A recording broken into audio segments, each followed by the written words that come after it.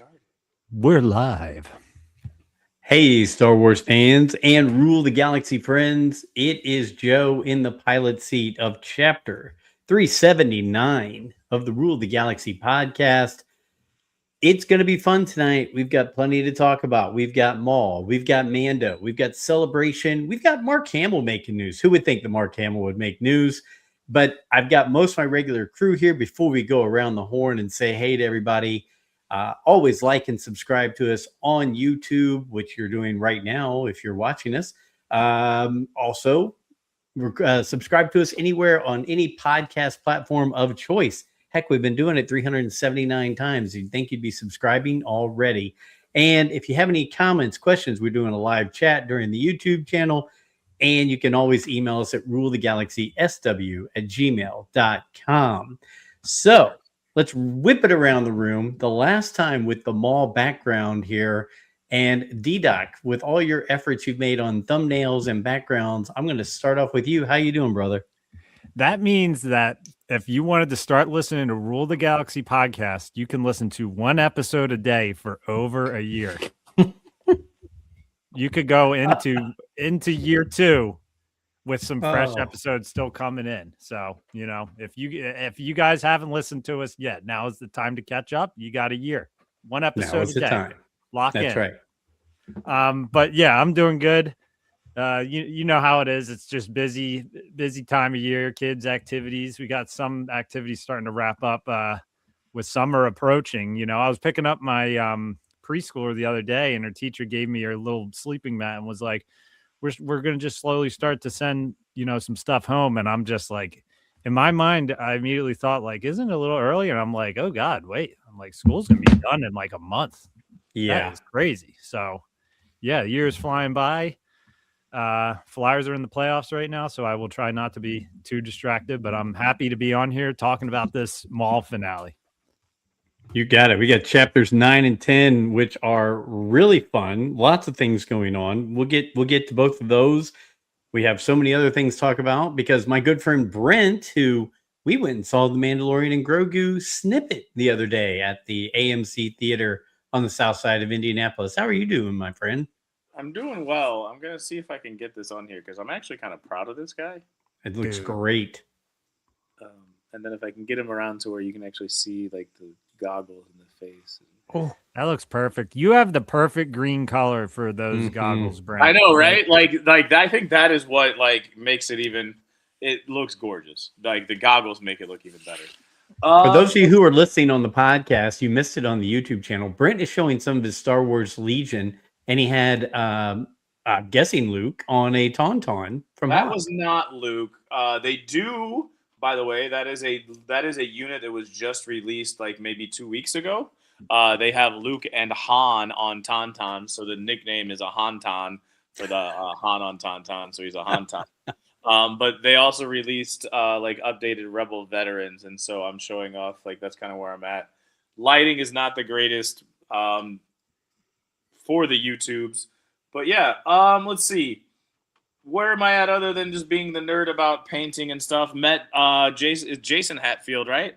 Jason Hatfield. Was it? Yeah. Met him.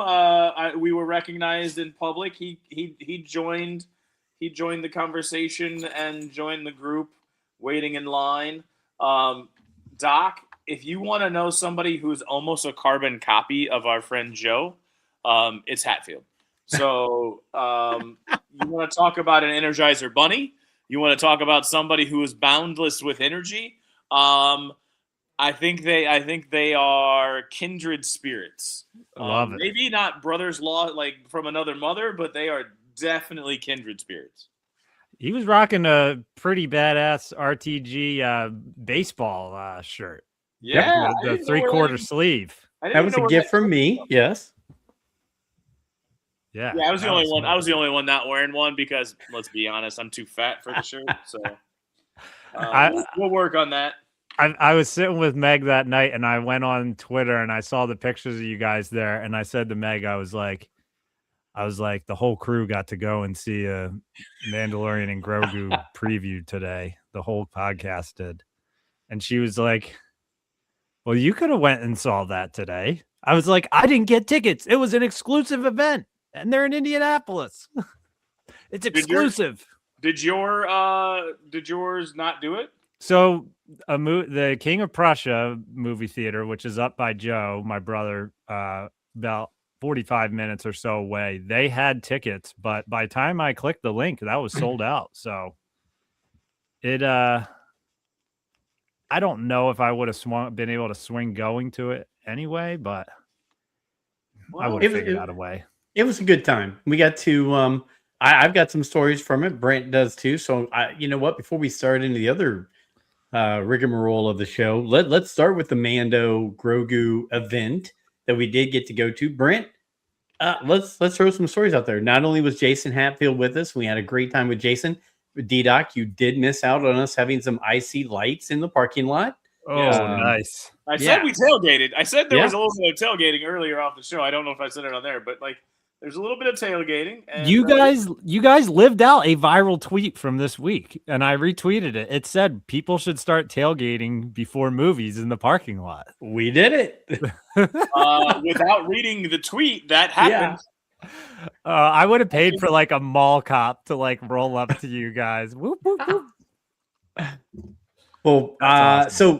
so you know what? I'll hop in because my story is really short and sweet about that. One, we had a good time. We met some friends of ours that we met at a toy drop parking lot sale. I bought a Y-wing from this gentleman at that sale, and we got to talk to them. They're friends with my uncle Matt. And then I saw a guy walk by, and the shirt said Fantha Tracks on it. So as you guys know, I do a monthly show with Mark and Mark from Fantha Tracks and Making Tracks. And so I went up to him, and his name is Ross, and he's a really good guy. He goes by Popstar Indie on Instagram, and he's going to be a guest on the show coming up soon. But he does some interaction and work with Fantha Tracks. So how weird is that I was wearing my Rule the Galaxy shirt, he was wearing his Fantha Tracks shirt, and we got to meet up at a Star Wars event. So that was really cool. How weird is that somebody who's a Star Wars fan that's willing to go to Japan to go to see Star Wars and sell Star Wars toys is at an exclusive event for Star Wars? Yeah. It is a small world situation, though. If you connect the dots with the special Fantha Tracks show and everything, you know, it works out. It does. We're in Indy. But you know what? Brent has two stories, one about Huts and one about guests sitting behind him. So, Brent, I'm going to let you take the stage on this one. Those are the people you would expect to see at the place. Like, I'm not being like jerky. I guess I'm probably coming off as jerky, but like shocking that we see those people at this event. Right? Shocking. Yes. So, Doc, you missed. When I want to say like you didn't miss much from the screening that we went to go see, you missed about 25 minutes. Right. So that's about as much as you missed. That's about what we got to see. A little bit of the detail. Out of those 25 minutes, I think I've said it to other people, probably 20 of those minutes have shown up. I feel like 20 of those minutes have shown up in most of the other released materials. The thing that helps with this is these are in order and they give context. So there's a little bit of a context, but not enough for you to say, oh, I know where the story is going, or I know this or that detail, because there's still a lot left to be said and a lot left to the imagination. I'm still not positive that this is like the cold open start of the show. I think this may even be like in towards the middle, but there is a lot of it. Like, I don't know. I still think that there's a potential that there is more prior to what we saw, right? Interesting. There's no guarantee that this is the first 25 minutes in my mind, but it came across. I mean, they had like a little bit of, it wasn't a scrawl or a scroll, but it was like some words come across the screen. But now, do they play the now? Like this is mini spoilery, I guess, but do they play the Mandalorian theme while the scroll is up? I'll be honest with you. I was so focused on reading what the scroll said, too. And you know who I am. You know I'm like, that's lost on me. I will say that there was a big point on like the screen to say that Mhm. Ludwig Göransson is the composer for it. So like his name showed up a couple times. Like it was like, and it is within the Mando world as far as all of the music. It's gonna sound like the Mando show. So I can't tell you off the top of my head if that specifically was played during the scrawl or whatever the heck you want to call it. It looked like Solo. You know how Solo came up with that like green heading, kind of like the Clone Wars did with that green heading, but it wasn't green heading. Yes. It was just kind of like words on the screen. So I was focused reading, just trying to see what it was saying. So Joe, what do you remember it playing the theme? I think it had kind of like the kind of background music you have when he's walking, things like that. It wasn't the overall main theme, but it was kind of background music from what I can remember, leading you into it. So I don't remember it overall, but I just have a feeling that's kind of what it was, kind of music to prep you for what's coming next. Yeah, and I wouldn't say that wasn't the main. The music wasn't kind of the main star of what we saw. Like I don't think it was. No, but it was there. It was fun, and like I said, you could tell it was the Mandalorian. Like you could tell it was from the Mandalorian. The music was from the Mandalorian. Did now with you saying most of what you saw is in the trailer for it? Did you see the AT-AT scene in the preview? Was it like the full? Yeah. Did they establish what planet that is? Did they say if it's They Hoth? didn't say they didn't say a planet. So no, I don't think it was Hoth. Like I honestly, from what you saw, I me do either. not think that was Hoth at all. Okay. I think it was just it just happened to be a snowy planet. Correct. Okay. Cool. I could stand corrected, but from what I saw, I did not read Hoth from that based upon the scenes that were connected with it. So I think two of the things that Brent is trying to maybe hold his tongue on. One, yeah, I'm trying not to spoil all of what's going on with it, but like I guess absolutely no, I don't want. but I mean, I definitely don't want it. We're at a point we can talk. Can we talk about a scene we saw, or should we just bypass that completely? I mean, the scene was in one of the previews.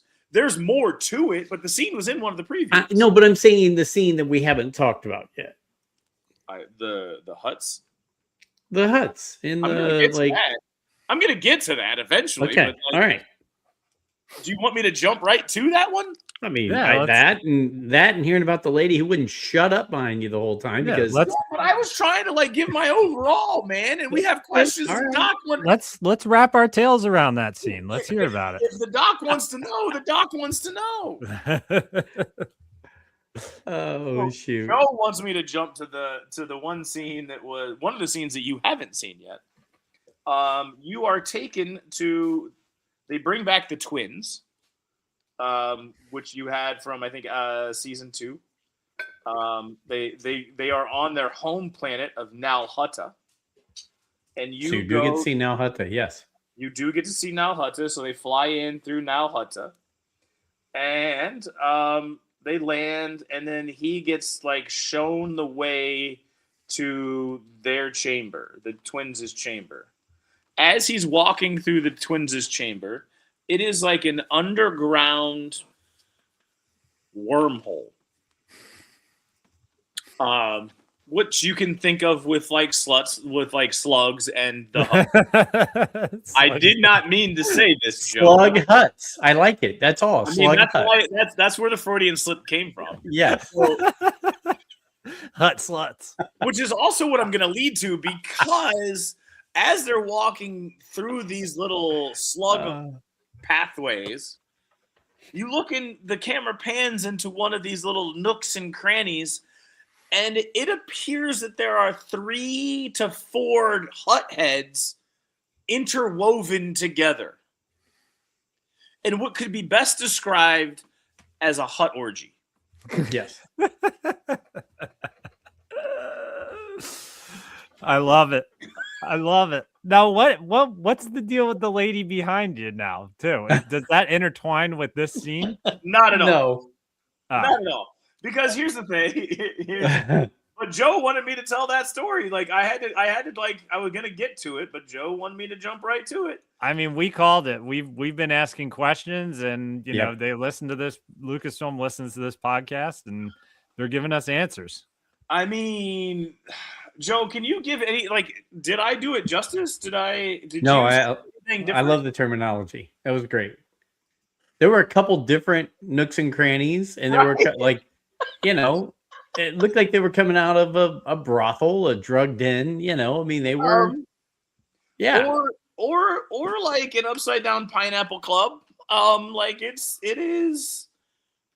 Yes. a little it might not land with all of the youngins. You might have to explain to little Doc Correct. what's going on there, and I'm just giving you ample time to prepare your answer. It is PG-13. I'm just gonna say that the Huts are cold-blooded and they need to stay close to stay warm. There you go. There you go. Because when he gets to the hut with the twins, they're intertwined as well. They're kind of like right on top of each other. They're not quite as they were in the room that when you walk past it, but they do have a little bit of that going on. So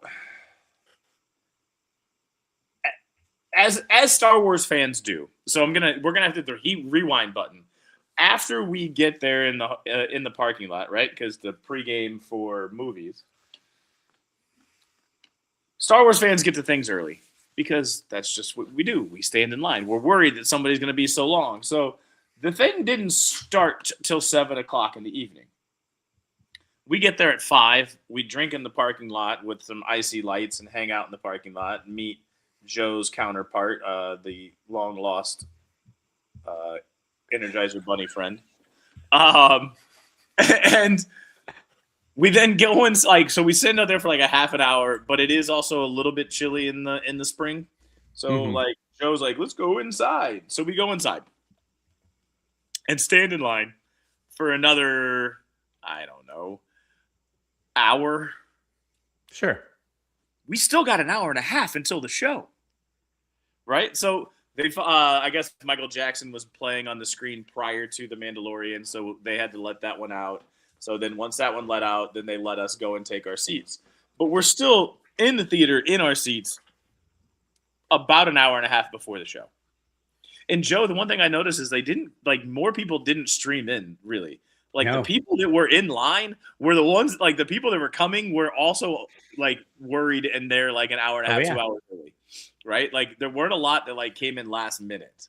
I would say it was probably 60% full, about maybe. Oh yeah. And we were talking in the AMC IMAX theater, which is one of the bigger theaters because it's made for IMAX and it's a bigger theater. So yeah, they were easily probably 100, 150. There. That's awesome.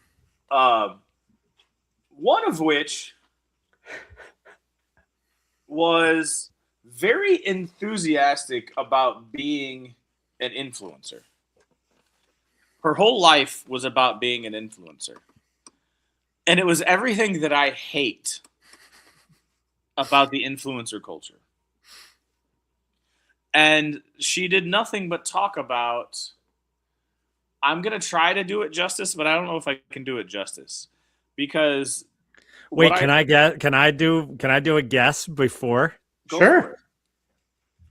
Oh my God, guys. So we're in line for Mandalorian and Grogu. We're about to get in our seats. The screen is on. No, it's not one of those. Okay. I like this. No, because I could understand that. Yeah. This was her just talking to her boyfriend off camera. Oh. And it was about being an influencer. Okay. And there was a conversation. If she's listening. So how did it go? It was there's these influencers, and they just adopted May the 4th. This is me. This is my personality. I don't like these guys that just jump on the bandwagon. It's kind of like when you jump on the bandwagon for a sports team, but they're jumping on the bandwagon for Star Wars Day. It's May the 4th. This is who I am. This is what I do. This is part of me, and you're just gonna jump on the bandwagon for that. And you're gonna show off all these things. And I'm I got to make all these reels because they gave me all of this stuff, but I can't do everything in one day. They gave me this stuff, and everything arrived on May the 4th because it's May the 4th. But how many reels do you put out on May the 4th? I can only do one thing at a time. I did like 2 reels and an Instagram post, and I'm wearing the shirt now, and I got to go get pictures out in the hallway. When this is over, we got to go pictures in the hallway. And she didn't, it was that fast. It was, and she's like, there was another one that was like, oh, and like the internet just like makes me laugh sometimes. It's like, here's a reel. It's like, it's got like 6,000 views, and it's literally just our television, our big screen TV. It's like literally our big screen TV, like 6,000 views. The internet's so crazy. It's like, why are you looking at my TV? Lady, why did you put your TV out The funny thing is me and Jason were at the other end, because it was me and Jason, it was Alfie and his 2 kids, and it was Brent. Well, Alfie, Brent, and Alfie's son were sitting in front of this lady, but Jason and I had no idea this was going on. And we get out in the hallway afterwards, and Alfie's son just goes, "Who the F was behind us?" And I was like, "What is going on?" And then, so it became a whole thing. And then we saw her scurrying around to take her pictures afterwards. And, she was way into it. She was way into it. So I mean, she was a huge Star Wars fan. To me, it's not taking anything away from her being a Star Wars fan. No. To me, it is taking away that, like, for about an hour, all I heard about how much like she loved being an influencer and how much she wanted to make sure that she was always on Disney's good side, so that she can continue to get the products. And she's like, people ask me what I do, and it's like, people just give me stuff and I put it on the internet. I don't know how to explain it to them. She must be pretty good at whatever she does if she's getting free stuff. But is she like now, Brent? That's where you got to turn around and say, "Hey, what do we got to do to get some free stuff?" No. If I would have known, I would have said, "Here's my card. We run Rule the Galaxy podcast. Why don't you come on and talk to everybody about what you do?" Joe, it's called marketing, networking. Yeah, it's also called. You would not have been able to get a word in edgewise if she was on. Did she see when the I tell you the gear at all, or no? We all I have tell you, she didn't stop for an hour and a half.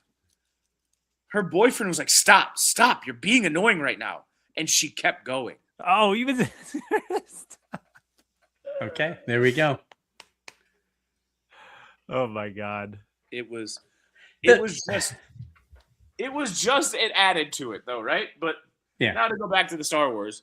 But you've seen previews and you've seen all of that stuff. You got the Hutt. Like the Hutt scene is probably one of the new scenes. There were, like I said, there were contexts.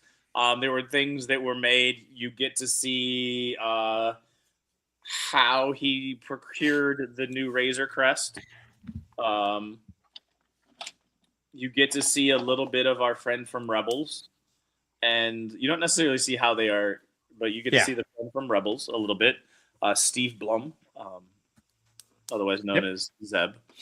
But yeah, like, I mean, did they show the N1 at all in it? N1 Starfighter? Not that we saw.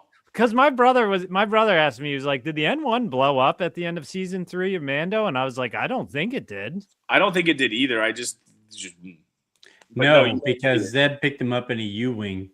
Yeah. Okay. Yeah. And brought him back to U-wing.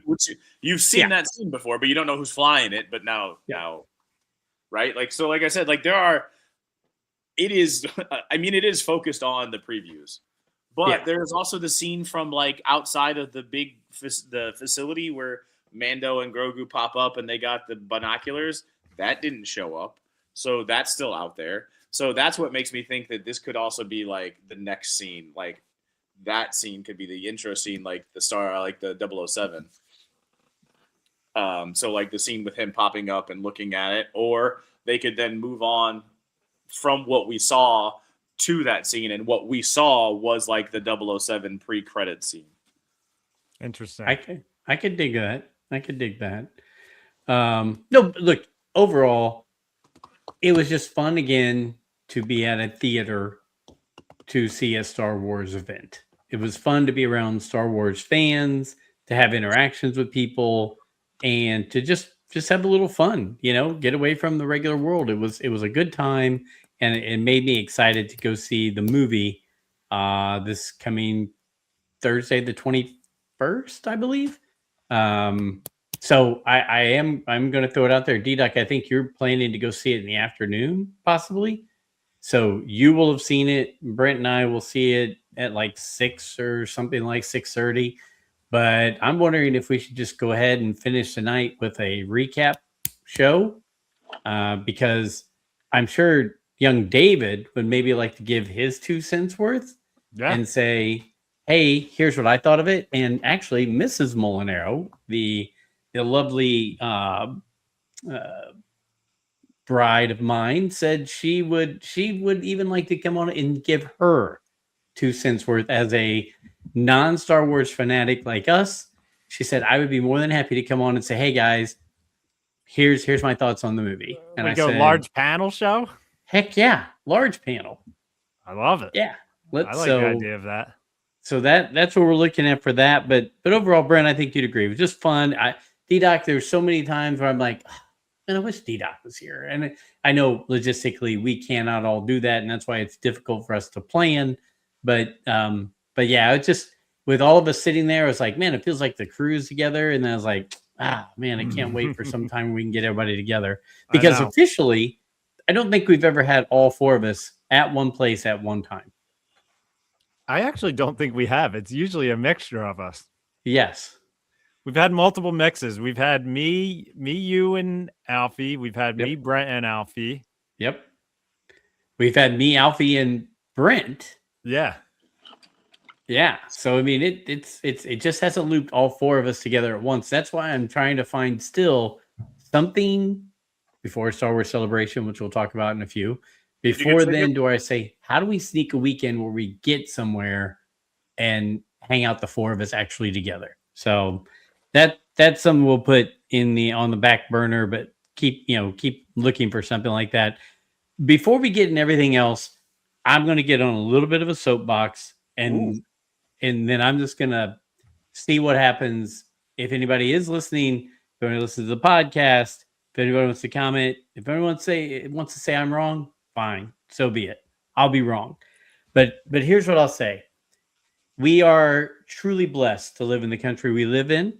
In this country, we are allowed to say pretty much anything we want to say, except fire in a crowded theater or something like that. And there's a few select words that are not thought very well of in this society that we can't say out loud. And most of us wouldn't say them anyway, but there are certain things we cannot say in the community we live in.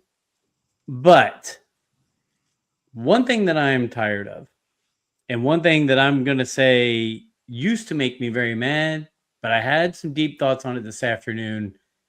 It doesn't make me mad. What it does is it makes me feel sorry for people.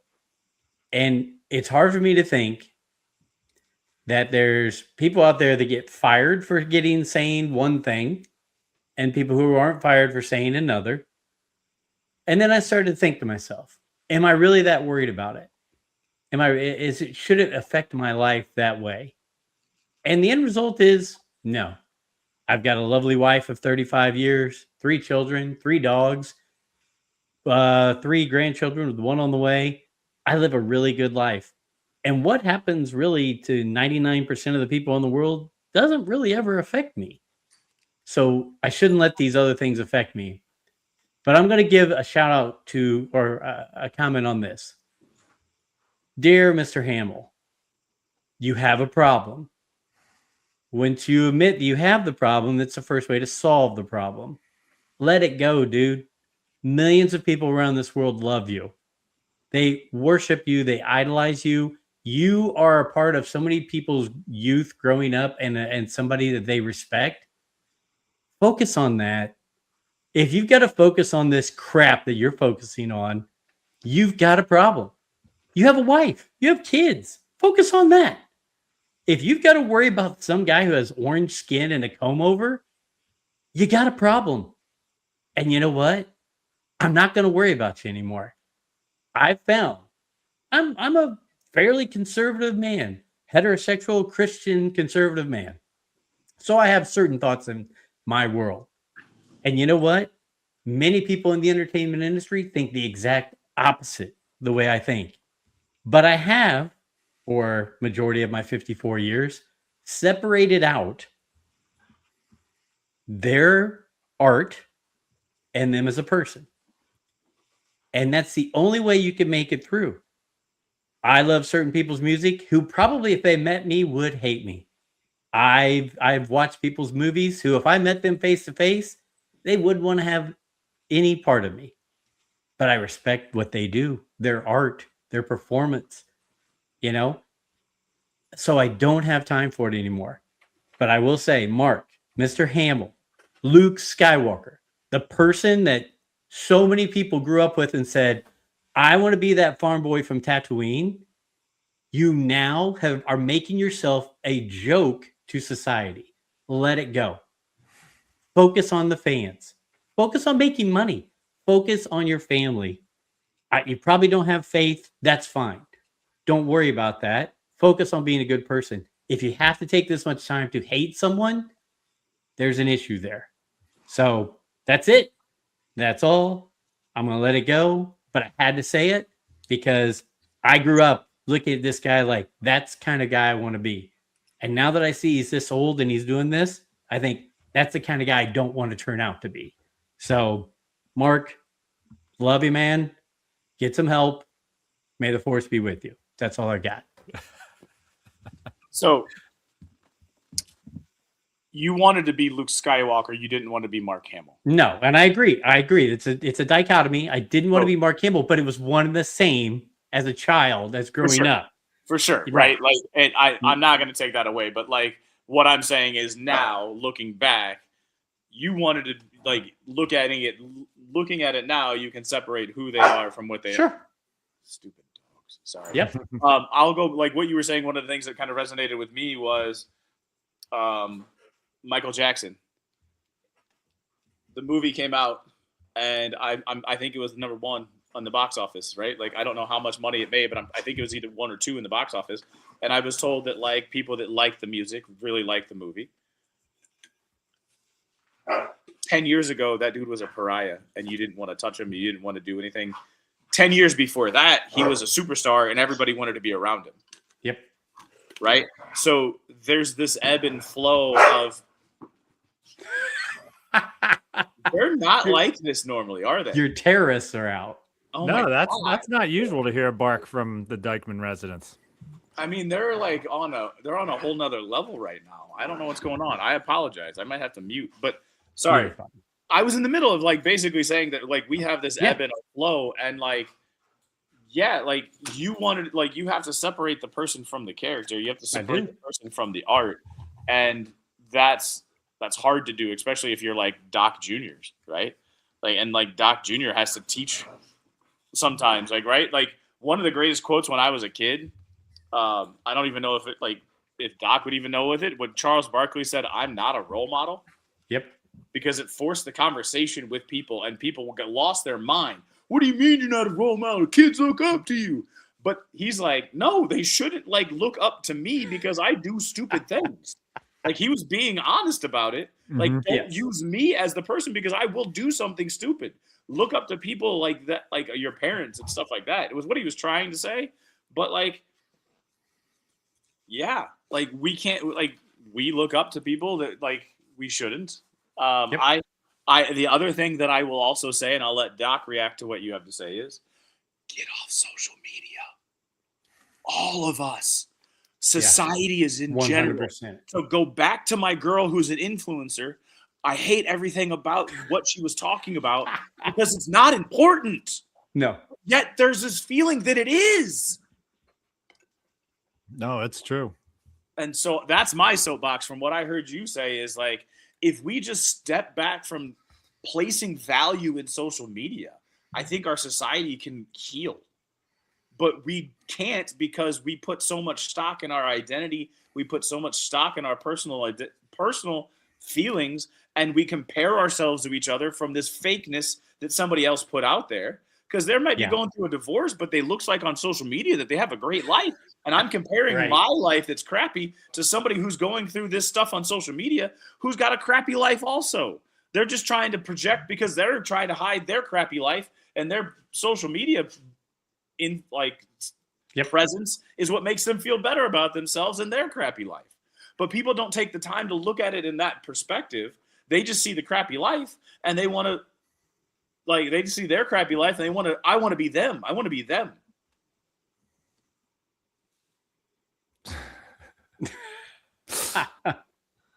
So anyway, so that's what I heard. And I'll just say, get off social media, everyone, right?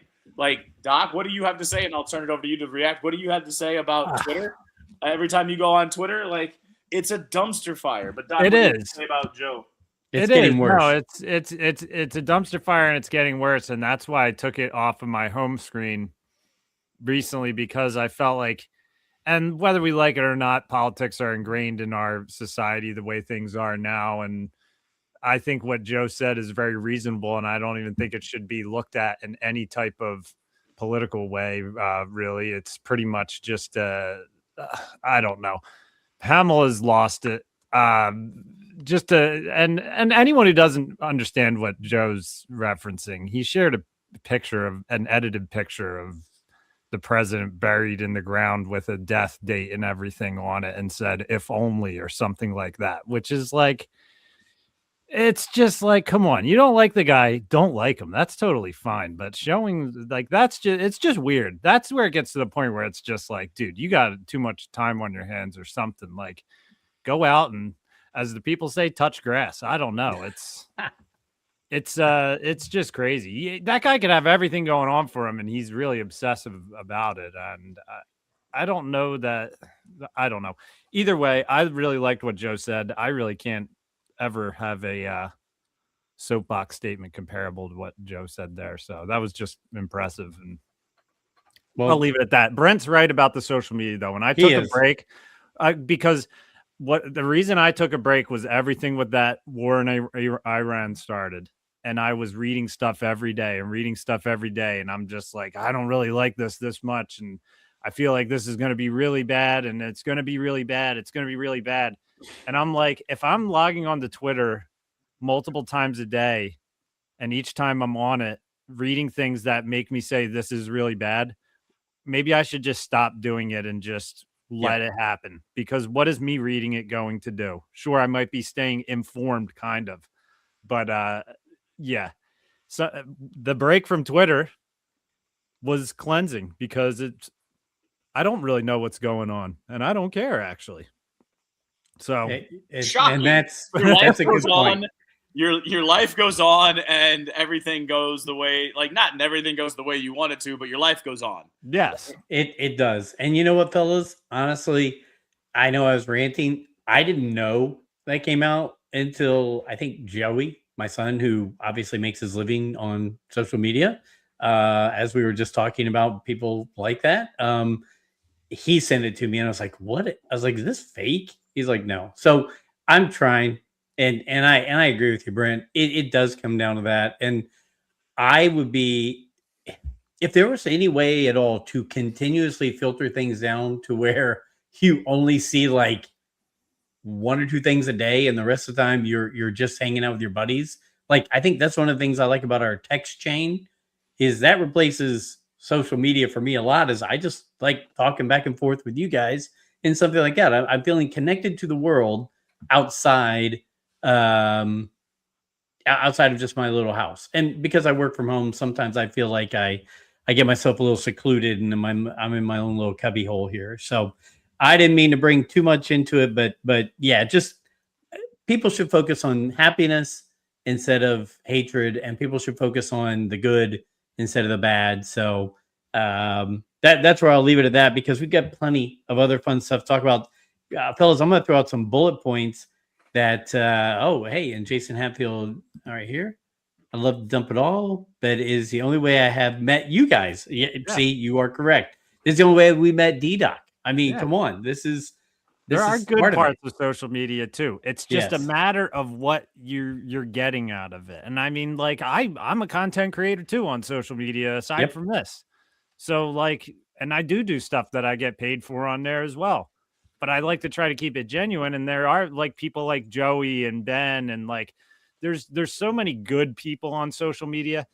It's a matter of not letting yourself get it's like you're hanging out with a group of the people you know, and then you see some weird stuff happening off in the distance, and you can't help but look at it. And that's kind of what all of like the nonsense news is that comes in. You've got all the stuff that you like, but then there's like 75% bullshit being thrown at you while you're with your group of friends that you're trying to ignore. And sometimes Exactly, you can't, yeah. you can't help but to see it. And then you get sucked in, you know? Michael Nip is the man. I was just getting ready to say that. If we want to keep to our little selves and have fun and just talk, the Rule of the Galaxy Discord is the way. And Michael Nip, thank you for joining in and thank you for putting it out there. And honestly, all of the people who are on there right now, I have so much fun just opening my phone to see what you guys are all talking about. And I constantly have to tell Alfie,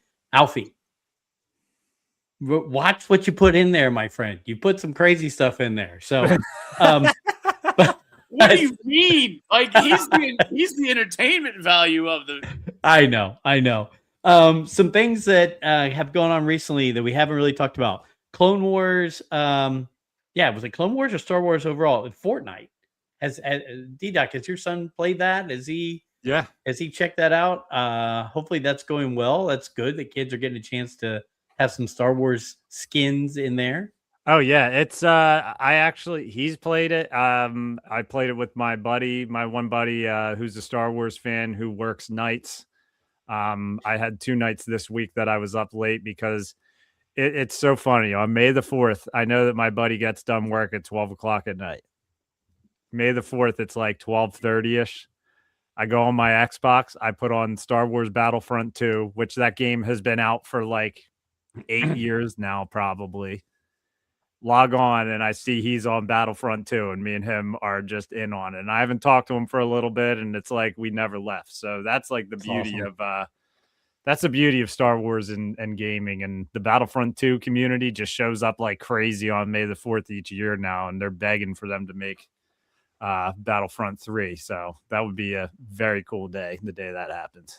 That is awesome. Some other things, I thought we'd see some maybe more announcements, some more things being put out there. There was some good merch in different places and different things related to May the 4th. Always like seeing the different sales everywhere. But, I think we were hoping, we're very hopeful here in this group.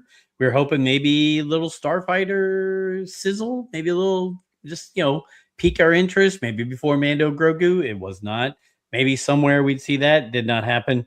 Tales of the Jedi Luke. Tales of the Jedi, they were talking about maybe having a Luke series or series related to Luke coming out. And each of the last 2 May the 4th, we've had a Tales of the Jedi, and we didn't. So yeah, that was a little bit of a bummer. I did like some things I saw where Jon Favreau says he wants to inspire a new generation to fall in love with Star Wars. That is positive. Saw where Filoni and Favreau were going to be meeting this week to start their plans and what direction they want to go with things in the Star Wars universe. So that's all positive, good stuff that kind of went on around this. So you mix in, Mando, the little event, Maul finale, some sales going on May the 4th, and then let's talk about Star Wars Celebration. Star Wars Celebration. So that was a little bit of craziness there. Yeah, I said, hey, honey, we're in, we're going, right? Because all these people around the world that we talk to are thinking of going, whether it's the crew here, some of us here in the crew, whether it's Jason Hatfield, who's here in town, whether it's Mark and Mark from England, whatever. There's plenty of people that are thinking of going. I'd like to go, even if it's just for a day, because I want to see everybody and say, hey, is that an R2? It is an R2. I'm trying to get to where you can see it. No, it's a good looking R2. Daggone. Oh yeah. That's some great painting on a Star Wars Legion. That's a tough painting too, Brent. Oof, there's a lot of detail in that. This one's a small one. Real quick, Jason Hatfield says, yes, join us on the Discord, everyone. There's a little bit of everything, and you never know what Alfie may post. Cara Dune photos. Yes. I logged in the other day and saw that. I was like, whoa. Yeah. So the fun Alfie adds a spark to the Discord. So Alfie and D-Doc and I had talked, and I know Brent said it might not be a fit for him. But we had talked about going because it's again, we were talking earlier, it's hard for us to get together, and it takes something like this to plan to try to get together. And what the heck? Lori now likes to travel, and she didn't ever used to want to go to California, but now she's like, I'm in. I want to go to California. So we started planning, and at 3:00, me, D-Doc, and Alfie all logged on. And D-Doc, was it 5:30 when I finally got through, something like that? It was because it was right when I had to go to take David to baseball practice. So it was 2.5 hours. Yeah. So 5:30ish or so, I text them. I'm like, guys, I'm in. And neither one of them were even close to getting in through the queue. So I just said, hey, Lori, do you mind if I just get all 3 of our tickets and these guys just pay me back sometime? She's like, if you're in, get them while you can. If not, they might not get them. And so I did, and we're all good on that. So for anyone listening, we'll Friday, April 2nd, I think. Yes, Friday, April 2nd of next year, we will be in the celebration. We will be there other days, but Friday the 2nd will be in celebration. But we bought the tickets for one day for the 3 of us. Anybody else who wants to come, great. But what, maybe half an hour, maybe an hour later, we got the news that it was sold out. Yes. Sold out. Yes, and we'll be having a live podcast at 3:00 with special guest Mark Hamill.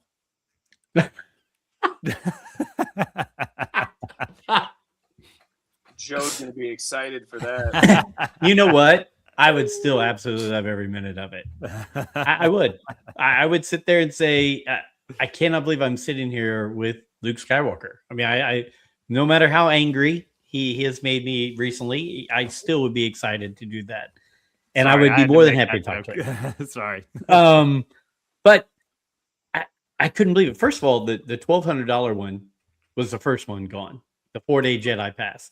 Then the $400 $500 4-day pass went away, and they put an announcement while I'm waiting in line. Only single day tickets are available. And I could not believe it. And yeah, Jason Hetfield, I lost out on tickets. Gonna have to go to the secondary market. So my question is this: I didn't think you were allowed to sell them on a secondary market. Joe, they're gonna sell. You're gonna be able to sell them on a secondary market. There's because we don't get the tickets until March. Yeah, I don't know how that's gonna work, because there's been things with ticket sales recently where artists have been blocking secondary market sales just because ticket pricing has just gotten so out of control. Even standard tickets to anything are out of control anymore. Yes. So yeah, it's going to be interesting, as you said, with them shipping in March and it being in April. It's like it's very close to it starting. Like, what are you going to do? Yeah. Go wait outside and hand the person the tickets? Because I think, what did you say? March 27th is ticket delivery time or something like that? Or am I totally wrong on that? I don't know why March 27th. I don't know. I don't know. Hold on one second. We got Jason Hetfield saying they'll be out there or just stand on the street corner like the old days of scalping. Well, I'm sure people will be doing that, but there's people selling this stuff secondhand right now for hundreds and thousands of dollars. I mean, I saw the Jedi Pass selling for $6,000. I'm not surprised by that for the week, and it was $1,200 online. So I'm going to the Foo Fighters in August. Bought my tickets. And on my Ticketmaster thing, it says, we will release these to you. I think it's days before the event that they actually put them online on my phone, right? Like, they don't even let me have them or have control of them. So it makes it much more difficult for me to do anything with them. So I was shocked. I thought, okay, they're doing it this way, so we really can't do that. And then you guys were sending those things around like, this is going for 1,000. This is going for 6,000. And I was like, whoa, wait a minute. Not only that, but people were buying stuff in the shop, and they're now posting the stuff from the shop online as well. So FOMO, people capitalizing on FOMO. Look,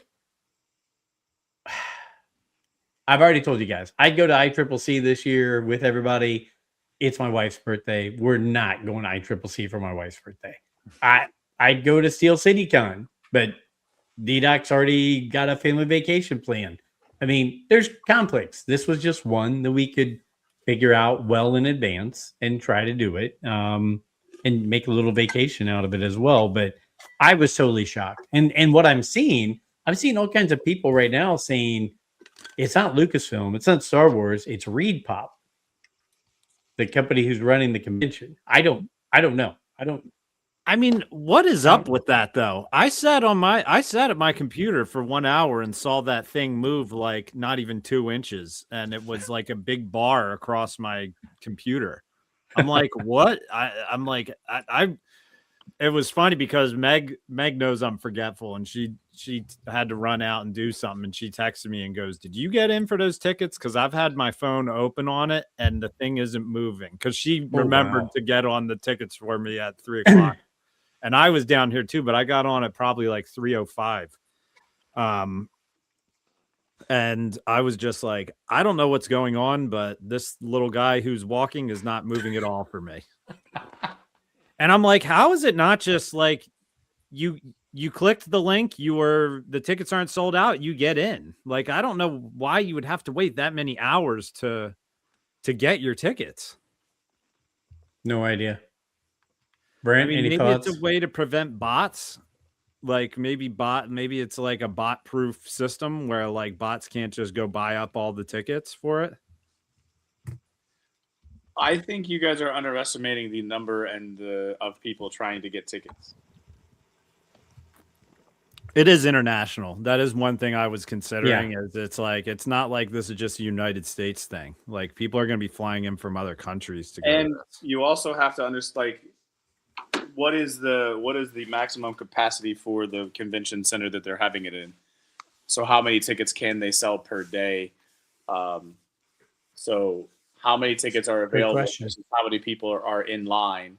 And then did they have a ticket limit? If they don't have a ticket limit, then you have to wait for them to be able to do it. Then you also have to wait for, like Ticketmaster, you can only have so many. I'm guessing you can only have so many people. Otherwise, you oversell and then become a fire hazard for that.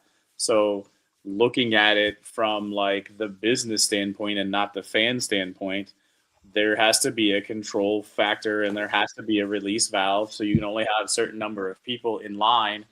So you make sure you don't oversell what you have. But I'm telling you right now, when you say bot farm, like I just saw what he had to say, it's not just bot farm. I mean, yeah, it's bot farms, or it's like the smart people writing the code to be able to create bots to be able to buy them and then resell them. It's the American way, man. It is the Star Wars fandom American way. Because anything you can try to make money off of, if you are a Star Wars fan, you're going to try to capitalize and make money off of. They got to figure out a way to fix our ticketing system as a society, though, because to me, it's become such a disaster. The secondary market is insane. It's like, I remember my wife wanted to see a Zach Bryan concert, and I missed like the tickets going on sale, and I was like, oh, let me see if I can get tickets to that. It was like nosebleeds. Nothing was below $500. Mm-hmm. And now I'm starting to see these articles talking about artists getting the blue dot. What do they call it? The blue dot flu or some crap like that, where it's like the blue dots are the open seats. Where there's artists who are canceling shows recently because they're not selling seats. The problem is they're charging too much for a concert in these huge stadiums where you can hardly see what the hell is going on.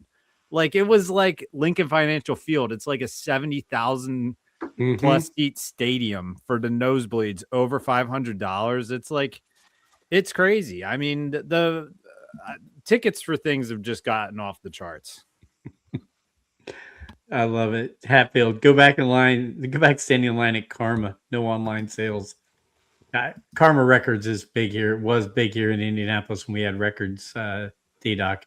See, if you have 12 kids like D-Doc, it's nice, but only scalpers are buying 20 tickets at a time. Yeah, 20. Joe, that's not nice talking about your brother like that. He doesn't have 12 kids. Hey, Joe just had his second child 1 week ago. Joe just had a baby. Love it. Love it. Well, cool. Well, I've burned up all those crazy thoughts and ideas and all that other stuff going on. Anything you guys want to hit before we hit Maul? How are the Flyers doing, D-Doc? It's 2-1. They're losing. It's tough. Okay. It's tough. Look, I you know me, I'm Mr. Let's go through the checklist of the shows and everything, but you know what? We're an hour in. Let's do. Oh, here we go. Try to slide Devin in as a name, but the wife didn't take it. Love it. Love it. Good one, Joe. Yeah. And let up a shorthanded goal. Well, that'll happen when you're shorthanded. It was or were they on the power play? I'm sorry. We were on a power play, and it's what should have been a 5-minute non-releasable, and the refs took about 5 minutes to make up their damn mind, and they just made it a regular 2-minute penalty, and then literally, like, there's all this commotion, refs arguing all this stuff, and then the Canes win a face-off and go score a man-down goal. So it was seriously unbelievable, but it's okay. I didn't react to it. You guys wouldn't have even known it happened. I'm doing good here. There's our hockey update of the evening, and we'll get more if they score. I'm sure to tie it up. So we had episode 9, Strange Allies. And then number 10, when you originally clicked on it, you guys notice it didn't have a title. No title. And the title was added afterwards. After you watched it, the title came up, which was great. But the title ended up being The Dark Lord.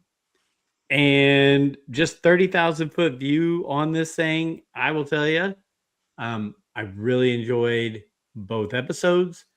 I liked that it left enough meat on the bones to where that season 2 has some directions and some things to go. We toyed with the idea. Would Devin turn? Would she not turn? I thought she turned very well, and I love the manipulating behind the scenes to make it happen. I love the original trilogy and prequel trilogy music being mixed in. The visuals of 2 Jedi, a Force user, and 2 Inquisitors all fighting at one time. That one scene where all blades lock at one time was incredible. And seeing the end of episode 9 and leading into everything that took place in episode 10, I'm a big fan of the old Star Wars books.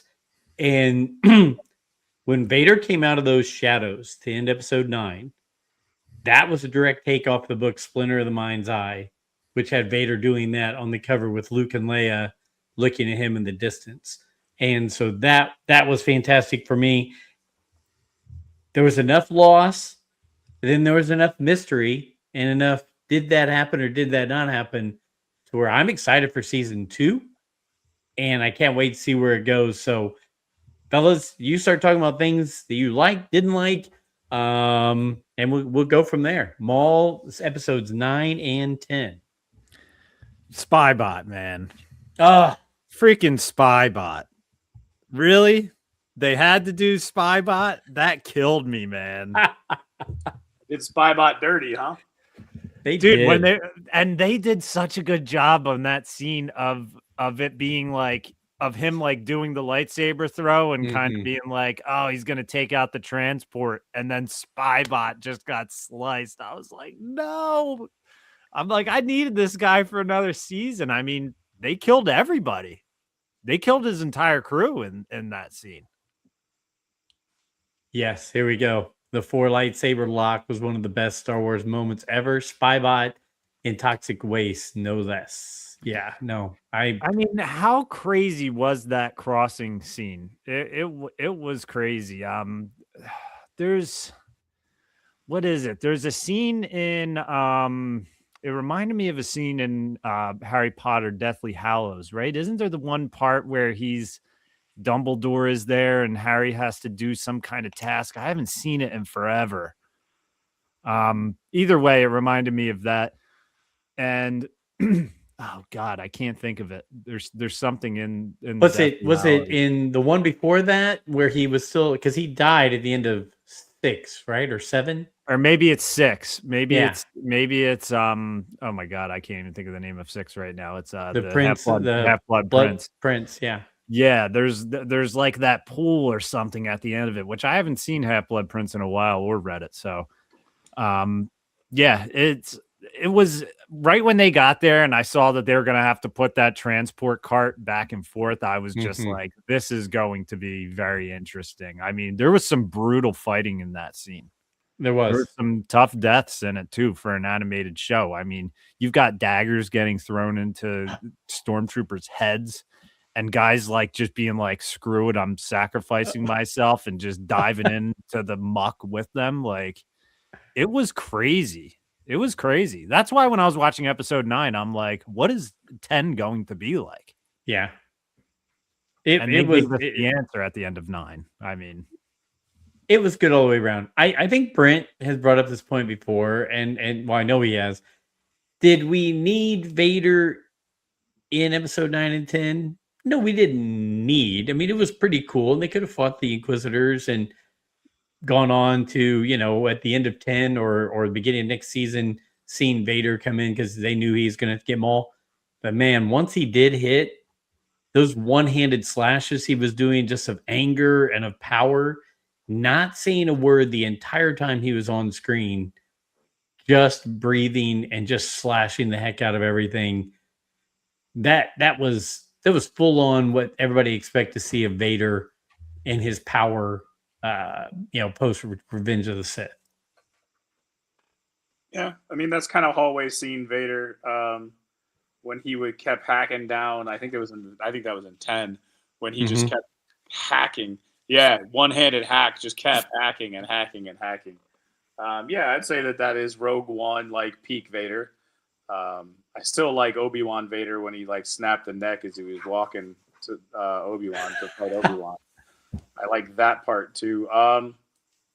I jokingly told them, Doc, when we saw The Mandalorian and Grogu, that I hated it. It was terrible.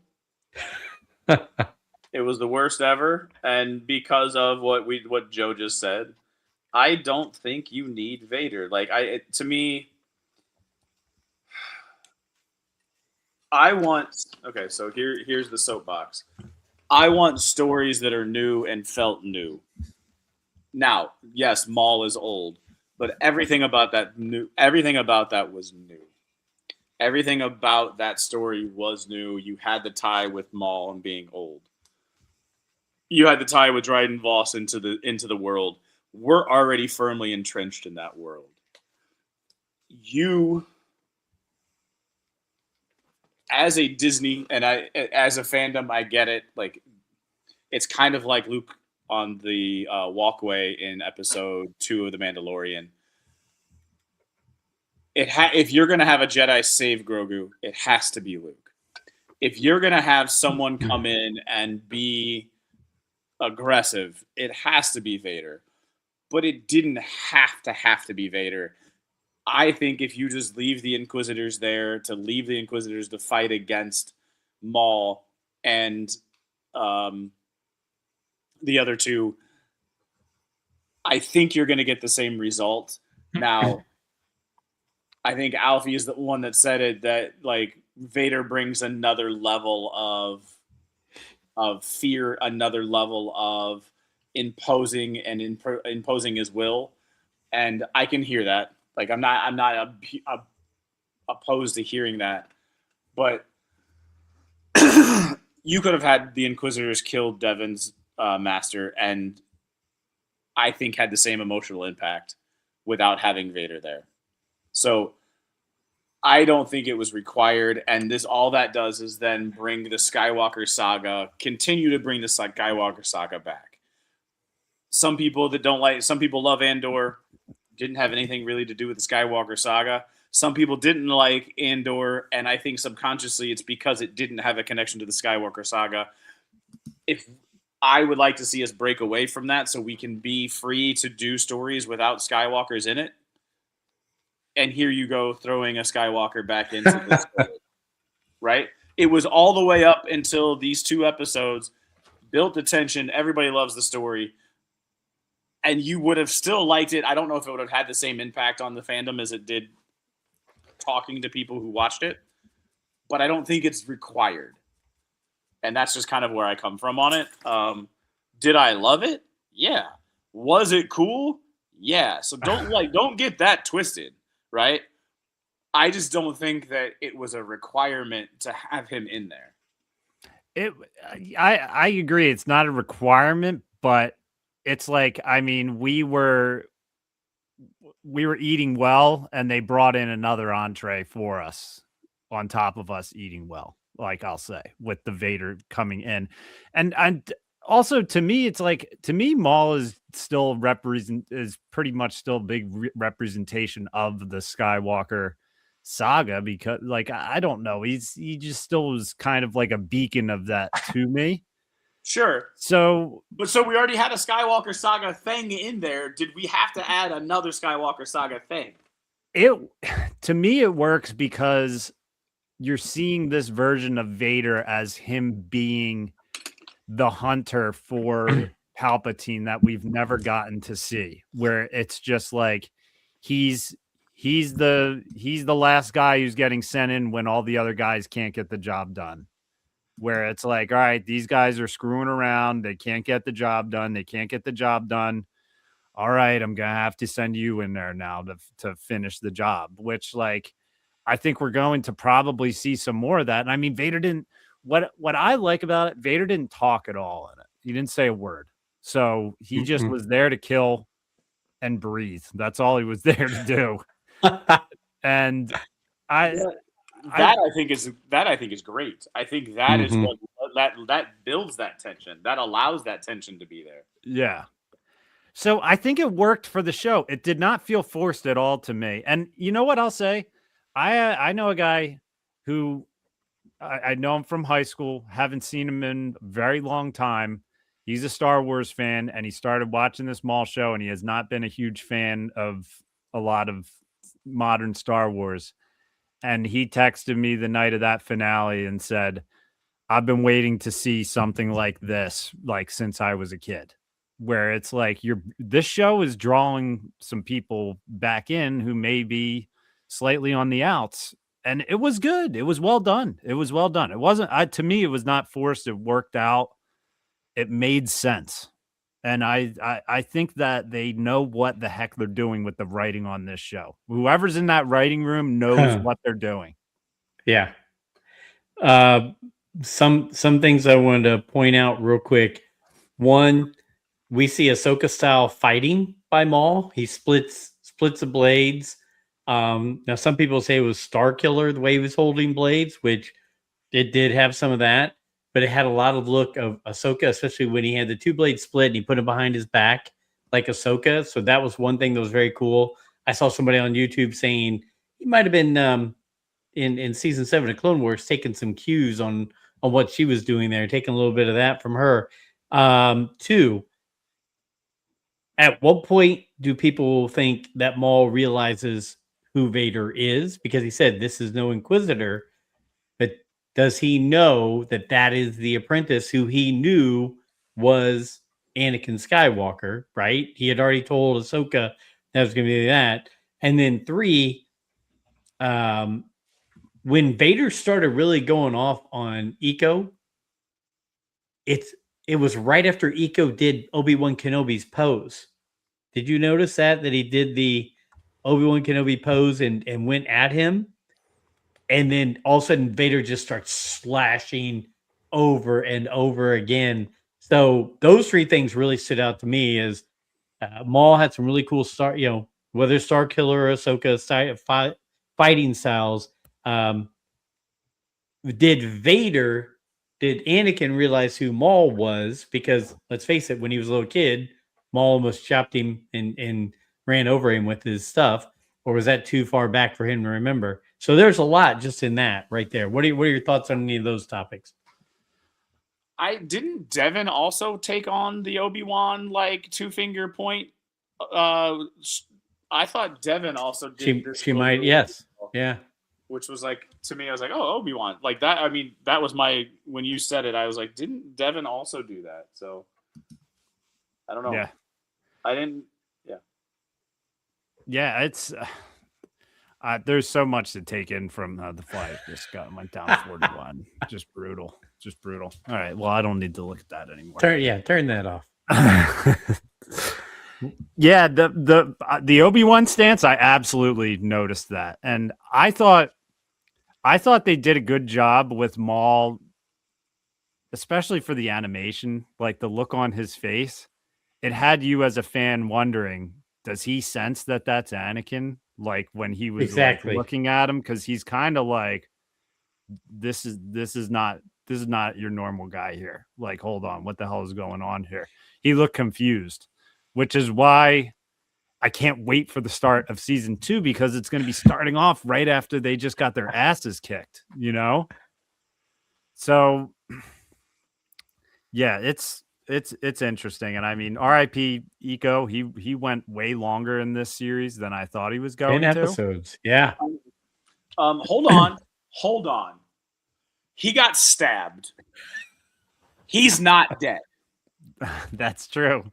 Maul gave him that little force push into. He sensed Yes. Devin in trouble. He gave that little force push into him, and he kind of looked back like, "Whoa!" Like, and Lawson saw it. That's where I was going to go, because Brent, you said he's not dead. But my real question is Rook dead and is Lawson dead? Because we don't see either one of them die. And I saw somebody say, how cool would it be? Brender was the only one who saw the force push by Maul of Eco. Now he could come back if he's still alive, if he's whatever, he could say he actually helped get him killed. You know? So just my thoughts. Do you guys think both of them are dead? I'm okay if they are, because I really like Riley being upset, and we got to find out what his storyline is. But what are your thoughts? I think Eco is definitely dead. I think Lawson is agree. still alive.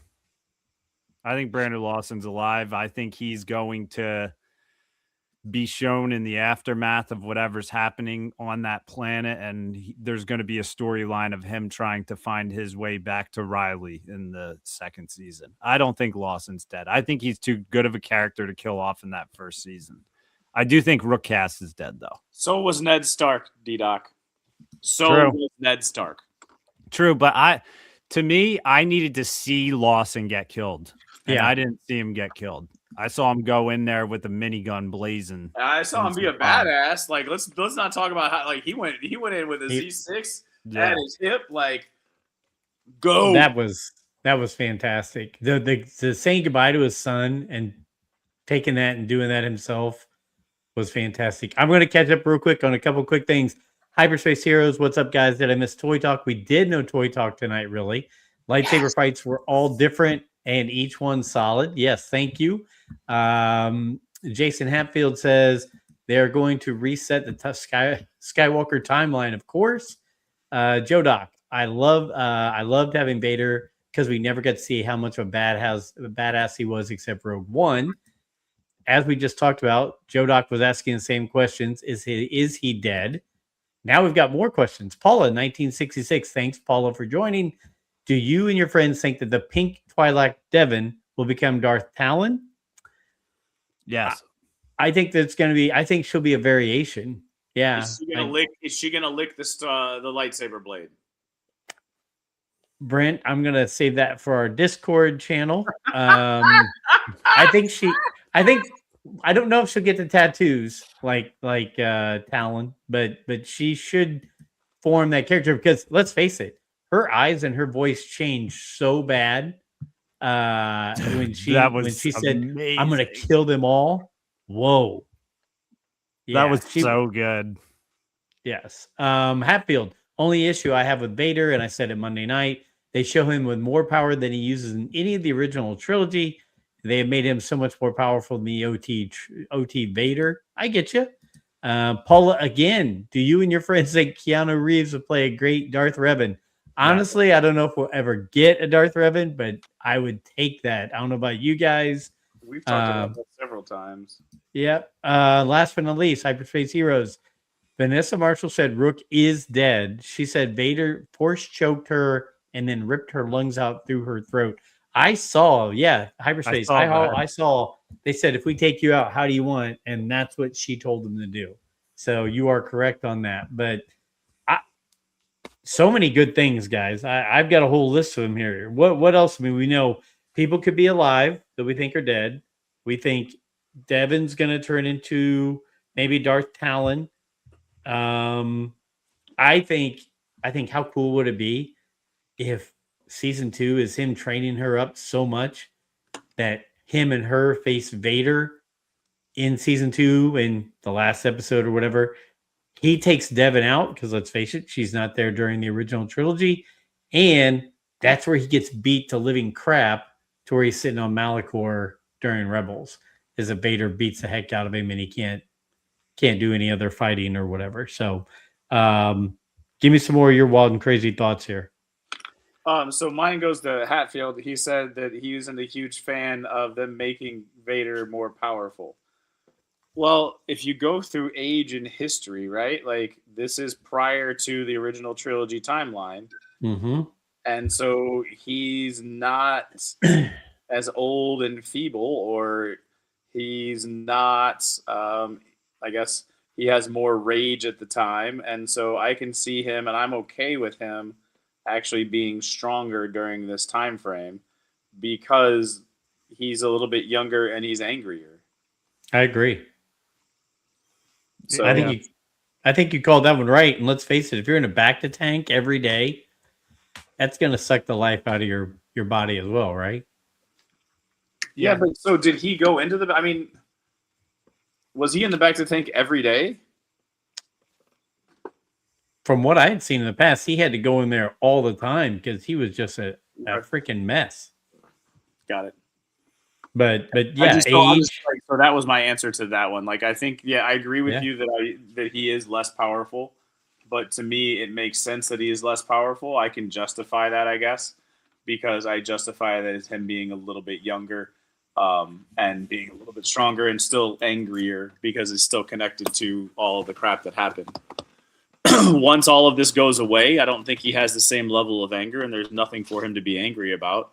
So if you talk about it, I'm listening to Darth Bane right now. So all of the dark side force and like where the pain and stuff like that come from gives him his power. So there's a possibility that because he's not battling anything anymore, Jedi are essentially gone. There's nothing like, so if you're going to the original trilogy, what is Vader's motivation for being angry? He doesn't necessarily have one because theoretically we found as many Jedi as possible. We don't think there's any more that are out there, and we basically have control. And we have so what do I have to be angry about? So I don't have to be as strong. I do lose some of my strength because of how angry I'm not. Did any of you guys see the quote from Sam Witwer answering a fan's question about Marak on Twitter? No. Or Marek?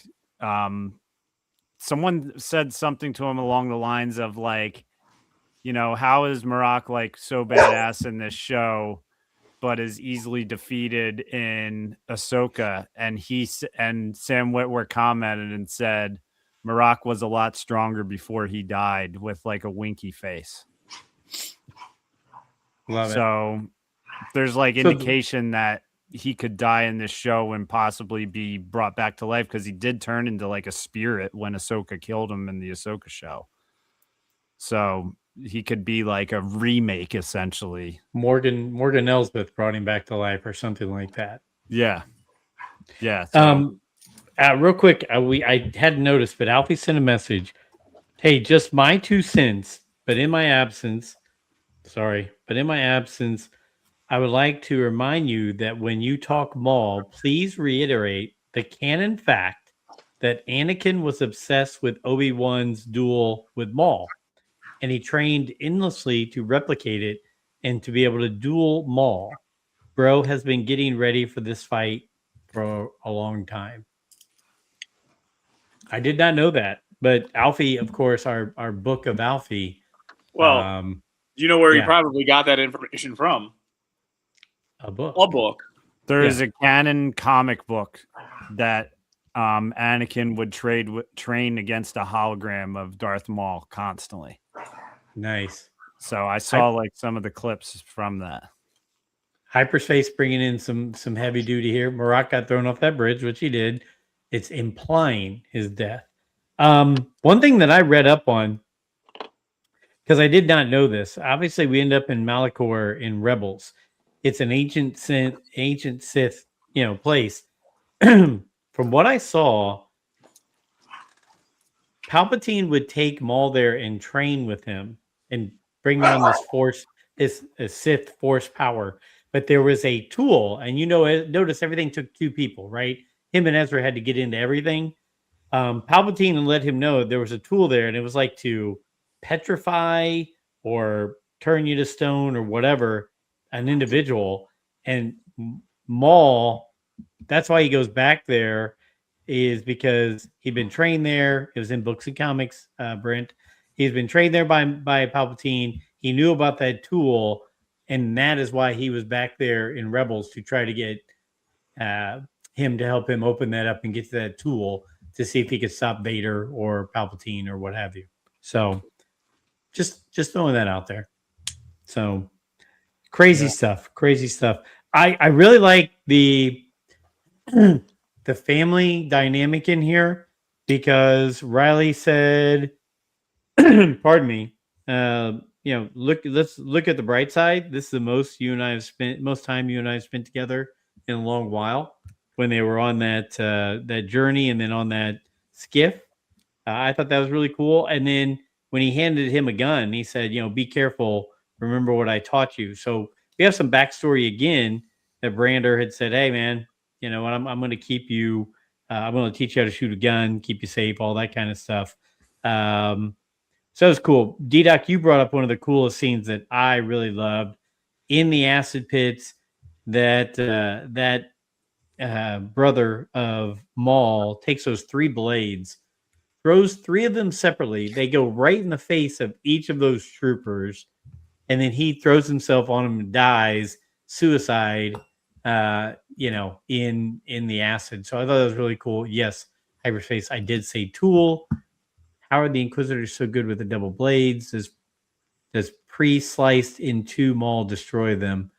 Jodoc, I don't know. That 2 blades is what everybody's doing these days. All the cool kids are doing it. 2 blades. Anything on that goofiness I brought up? Pre-Maul with no legs or torso connected to each other. Does he kick their ass? I think he does. I mean, and his legs haven't. You know what I've noticed in this is they've really focused on them targeting Maul's weakness, which is his legs. They've showed them screwing up his legs multiple times in this show, and you can tell it really pisses him off. Yes, it does. I like that. Yeah, I agree. Like he's held back by it. It really bothers him because it's like he knows that he could be better if he didn't have that problem. But and he keeps messing with his knee. He keeps like shaking out his knee after he gets hit. Yeah. He needs to get a full-time mechanic on his crew, which he doesn't have any crew anymore. Other than what's his name, who survived the whole show, the little rat Vario. Vario survived the whole thing. Man, I one thing that we talked about that I feel like the fact that Devin's voice changed like that was so big. I know we talked about it, but it was like that was a scene that I replayed when it ended. I went back and replayed it like 3 times because I was like, I need to hear that voice change again because that was crazy. Is she gonna bleed a lightsaber like we saw in the ad? Oh, never mind. I won't say the word. All right, Voldemort. No, she's not gonna bleed it. She was given a red lightsaber. Yes. She kept it. You see, she held on to it. I know. Well, that's the thing. Is Maul not going to fight with 2 blades anymore? Is he going to just be like, all right, that's yours? Right. Exactly. I think he has to. Couple things again, we'll go back to Vader versus 2 Jedi and Maul. It's almost like he was just toying with them. He's doing it mostly one-handed, and he was just making it look easy. I love across the series. How many times did ceilings get pulled down? Seemed like that was a big thing on this series. And then, here, Maul says these words. Um, the Dark Lord, our enemy, knows how Jedi fight. So he's got to, right? He's got to know that's Anakin. If he's saying this is the Dark Lord and he knows how Jedi fight, that's a giveaway. And I really like that he broke down and told Devin about Palpatine. He told her what really happened. Palpatine slaughtered the Jedi. He trained me.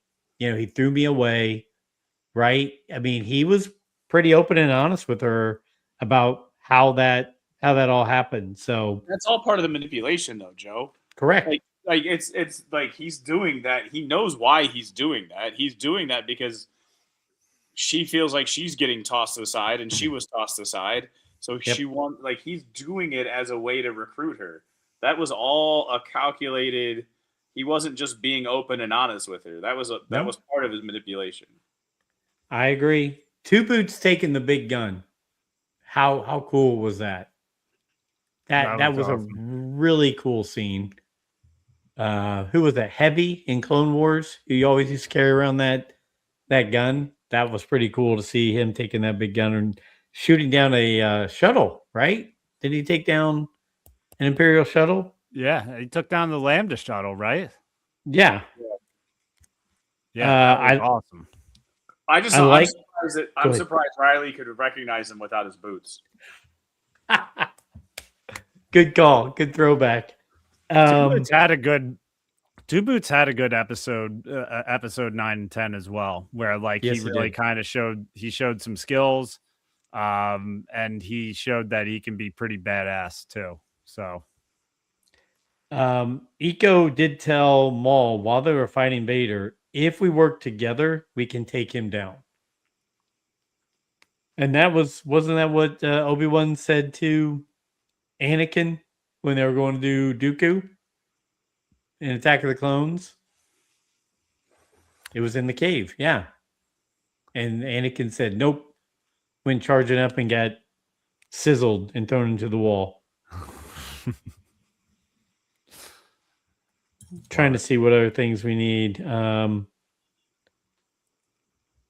lot. Oh, man.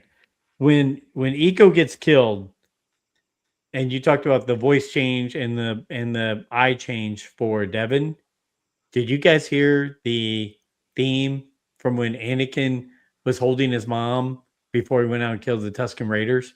No, I didn't actually. Oh, you know that da-na-na-na, da-na-na-na, that theme played after she saw Eco die. That's wild. That's deep. It is. Was Vader that powerful, or was he strategic? First thing he did was cripple Maul further. Yes. He knew how Jedi fight, and he has a Jedi ability of precognition. His attacks were basic and reinforced. Yeah, by his cybernetics. Oh, okay. There we go. Yeah, I mean, it was like he was just like a craftsman, right? He was just following the motions, boom, boom, boom. He knew exactly what they were going to do. We had a force lightsaber stop with both of them again, kind of similar to the Kenobi series, if I'm not mistaken. That happened in Kenobi where Vader used the force on the used it against Reva or Reva, not Reva. The one that he stabbed in the stomach. Right. Yeah, when they're just doing that force hold on a lightsaber, which looks badass when they're doing it. Maul and Vader exchanged those, and it was kind of like, oh, wow. So where does Riley go from here? Because Lawson's speech to him, I tried, Two Boots, get him to his mother, and then love you, son, then took the big gun. Do they look right now? Two Boots and Riley are with Maul and Devin. Devin's turned, right? Devin at the end of this says, all right, I'm ready. So are they pretty much sacrificial lambs in there, or are they going to be able to walk away scot-free? I don't think Maul because Maul was earlier in the series, Maul was willing to let things go that don't have anything to do with his plan. Mm-hmm. He was allowing things to walk. He was allowing things that didn't impact him. So I don't think Riley and Two Boots have anything to do with his plan. So unless Riley wants to join Maul, I don't necessarily see him doing anything other than just getting to his mom or getting let go once that happens. I don't know if his story continues, but then again, I'm also very simplistic, and I also don't think things through. Where like maybe Riley is Paz Vizsla. Like I mean, I'm not trying to like make any larger connection. I just think that like with Maul, the track record Maul had in this show was that he was only going to mess with you if you either crossed him at some point or it was going to benefit him. If he didn't see a value or a benefit from you, he was cool with letting you go. Riley's got to go ahead, Joe. I already know who Riley is. You sparked my interest, Brent. We're gonna have fun. He had to change his name, go in hiding after all this. He becomes Biggs Darklighter, and then Darth Vader ends up killing him in the Death Star trench when he's been hanging out with Luke. There you go. No, I think he's Tuca. I think he's Tuca. He becomes Tuca and a bounty hunter, and survives to the Mandalorian timeline, and is on Tatooine and gives Fennec Shan the bounty to go get. You know what I'm talking about, right? Tuca, the guy, the Han Solo, like Timu Han Solo that was on Toro, Toro Calican or something like that. Yeah. Well, go ahead, D-Doc. Here's the kicker: is I just pick up these vibes, but Riley has a crush on Devin. Absolutely, he's got a crush on her, and I think she cares about him too in a weird way because they're two kids who have kind of had tough upbringings where they're two different stories, but two like I guess teenagers the same age. Tough upbringing, find each other, think each other are awesome. Like, so Devin kind of might feel a type of way for him as well. So Maul is going to have a hard time with that because he's going to have to keep him around for that reason. You got to keep Devin happy. We do know that Jedi interact with Muggles. I mean, Leia interacts with Han. Yeah. Anakin interacts with Padme. I mean, yeah. How cool was Vader catching the boulders falling and slicing his way out of it? Exactly. You know what? When you're talking about Force users, that's kind of what you want to see, right? Things being thrown at them and them slicing them up and launching them. Yep, just launching it. Hyperspace. Riley will become Darth Talon's cabin boy. Let's get that ship going. Okay. If this ship's a rocking, don't bother knocking. So, Doc, what did you say? You got to make Devin happy? Yeah. Yeah, Maul's going to have to because that's his new apprentice. No, sir. That's a Jedi way of thinking, and that's only because I'm still listening to Darth Bane. Darth Bane would kill him to make her angry because the power comes from the anger. So, like Maul, like if you're thinking that they are shipping, they're God, I whistled just like the Family Guy. It did actually. It was like a perfect whistle. That was Herbert the Pervert there for a second. Listen here, Shunny. If you think they're gonna have a relationship, I can't even do the whistle. Actually, I can't do it either. It just happens. So I think like, if you're thinking that they're going to be shipped, they're not going to survive. Riley is not going to survive long because I feel like he is going to then pull her away from him. It won't be all sunshine and rainbows with Devin's relationship with Maul after this. That's definitely going to be true, but it'll be interesting. I mean, I see why they renewed season 2 immediately before the show even came out. Yeah, I look, I'm sure I know there's a million things we've not even covered on this, but overall, I mean, it's just really well written. It looks great. It's got good stories. It's And unlike JJ with a mystery box, this has mystery. What did happen? What didn't happen? Who's alive? Who's dead? All that. But it makes you want to see what's going to happen in season 2. I want to see where it goes. And again, I'm not a I'm not a big believer that you need to have a series like Clone Wars that was 7 seasons long. I think 3 or 4 seasons at the most. You get in, you get out, right? You hit all the high points. You make a good short story, boom, go, and you move on to the next one. So I don't know if it has a necessity for that because Rebels takes place 15 years after 15 or 16 years after Revenge of the Sith and 3 or 4 years before New Hope. This was 1 year after Revenge of the Sith. I don't know that we need to drag this thing all the way out to Rebels. I think it's fine in the time frame it is. Give it 2, 3, 4 seasons and let's go. Don't ruin a good thing. Yeah, I agree. I think it'll be my guess if I had to guess 3 seasons is what I would go with. Was Bad Batch 3 seasons? Yes, Bad Batch was 3. I would go 3. I think Okay. it's worth 3. Rebels was 4, right? Yeah. So I mean, I'm good with Devin's that. character is so interesting and good though that it's like they've got room to play with it, and it's like this is where it comes down to like some of the discourse in Star Wars community and everything, where people say everybody's just like a hater of whatever. It's like Devin's character just felt so effortlessly written and blended into this and just was awesome. You cared about her story. She was badass. You have questions about who she is still. You want to learn more about her. It was just perfect character writing for her. So I'm really excited to see where they go with it. You know, you felt like you cared about Devin's character like 3 episodes into the show. You know, it was like they did a very good job with it. So I saw somebody posted the screen time per character, how many minutes on screen each character was. The show is called Maul, but Devin had more screen time than Maul. Interesting. Maul was second, Devin was first. Joe Doc has a good statement here.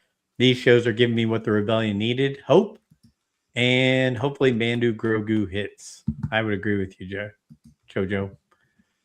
Jojo, we had some icy lights. Sorry you couldn't be there. We'll have to connect on that.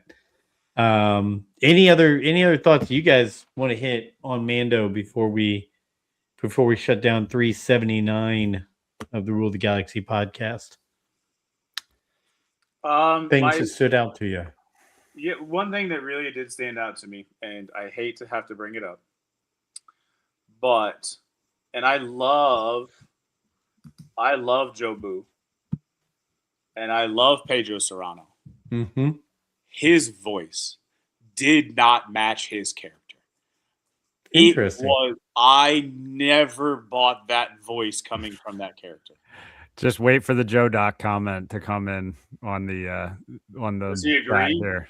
Yes. What kind of voice would you have liked to have heard for that? I don't see him as being that deep of a voice. I don't know who I would like. Let me think about that one for a minute while we finish and see if I don't have an answer. It's just every time I heard him talk, I was like, that's not right. That's just not right. That's exactly what my brother said to me on the phone. Like almost word for word, Brent. Like he was just saying, I don't dislike the character. He was 100%. He was just like, to me, the voice just doesn't match him. And I was like, well, maybe it's because you've heard his voice so often on commercials and everything that like you're subconsciously hearing that commercial voice. It worked for me. I get it. I totally get what you're saying. I'm not disagreeing with what you're saying, but I don't think so. I'm not on J-Doc's version on that. Like, I'm not saying that I think I'm watching a commercial. That's not where I'm at. I'm just like, that just doesn't fit. Like, I mean, you see, like, you guys all know people. When you see somebody, you have an expectation of what the voice is going to sound like. And then when they start talking like this, you're like, oh, in your head, like sometimes you have that that visual reaction, but like the voice just doesn't match his stature. It doesn't match who I see him. A raspy aged voice, sure. I mean, I don't know. Give me this. It doesn't match the character to me. I'm going to take a chance. I'm going to email Mark Thompson because he emails with me pretty regularly. You know, if I reach out with a question, he's quick to respond. I'm going to ask him if he looked at that character, and I'm just going to say, what voice would you have done that in? Would you send me a quick snippet of what voice you would have done that character in? Because I want to hear what he has to say. Even though he's a reptile and reptilian type species, I don't think it has to have like a Trandoshan like to it. It doesn't have to. I think it needed to be more not as deep. Like I just felt it was way too deep. Yes, that's true. Yes, Rudy Vario was great. I agree. Look, you're probably right. That one voice stood out, but everybody else, their voices, their characters, all that matched up. But yeah, I'm like if you would have put Ludi Vario's voice on the Master, I think you would probably been fine, and then put the Master's voice on Ludi Vario. It just wouldn't work. True. Hear the Allstate guy with Ludi Vario. Oh, Dragon Boss just called him. It just doesn't. Yeah. Okay. That's the tough part as a actor, like joining a campaign like that, where your voice is used for a lot of stuff like that, where it's like people can't help but to hear that. You know, that's where Allstate stand. You know, they just can't help but to hear that when you're doing it. I think it was really cool that he was involved with this, though. That's where like I thought he was going to be a 3-episode character when the show started. I did not think we were going to see a season 10 death of him. I almost feel like if they didn't have permission from James Earl Jones and his family to use his voice and to, you know, basically AI his voice for everything in the future, I think maybe he could have pulled that off. He could in the future pull off a Vader voice. True. If he really worked on his tone and everything, he's got the depth in that voice, the tenor. So, and I'll go back to, I think they made the right choice with him not talking. Oh, I agree. I think if you go forward with Vader, he needs to be cameo with no voice to give that just imposing menace. The fear. Yeah. Well, and that's what Filoni said they were going for. Was he said Anakin's trapped in there somewhere, and it's Vader has taken full control. So like it's not Anakin that you're seeing, it's Darth Vader. Which I thought that Adam Bray had an interesting I thought he had an interesting retort to that quote where he said he doesn't like the idea of Filoni saying like, well, Anakin's kind of not in there anymore. It's just Vader's taken over, where like Adam Bray was kind of saying like, that is Anakin and he needs to take responsibility for the mistakes he made. And you can't just say, well, like, oh, my split personality is taken over. Now I'm just Darth Vader. And, you know, the guy who did all the good stuff is gone now. It's like, well, yeah, you are responsible for some of the decisions that you made. So you can't just say like, oh, like Anakin's not in there, which I thought was an interesting take from Adam Bray. Yeah. No, I like it. Look, he's a guy who beats to the sound of his own drum, and I love that about him. But he definitely has some good thoughts and comments. If you check out the recent show, he's got plenty to say. So he's an interesting guy. But guys, we've now gone pretty much 2 hours. So yeah. We were going to sum it up, and then I drop a nugget that I don't like the voice of the Master. We go for another 30 minutes on the voice of the Master. Guys, I thank you for being along on the ride on the Maul train here that we've been on. I think we talked about, the train was rolling down the track. We were all jumping on the hype train. I feel like it hit. I feel like the series hit. It tickled our fancies and got us where we wanted to be with Star Wars stuff. And like this big. it's a beautiful R2. Brent's still showing off his R2D2 art that he's making right now.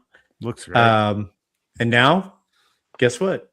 In just a short time, we'll be at the movies. I'm ready for it. I am too. It's just gonna be another TV show. I don't know. Put another big screen. And I have a 3,000 piece Jango Fett UCS Slave One Lego set showing up at my house tomorrow. Good. Oh my gosh, Brent. That's a lot to work on right there, Brent. That's awesome. I mean, so that's the whole lot. You could see and that. I am going to start. I'll show you guys.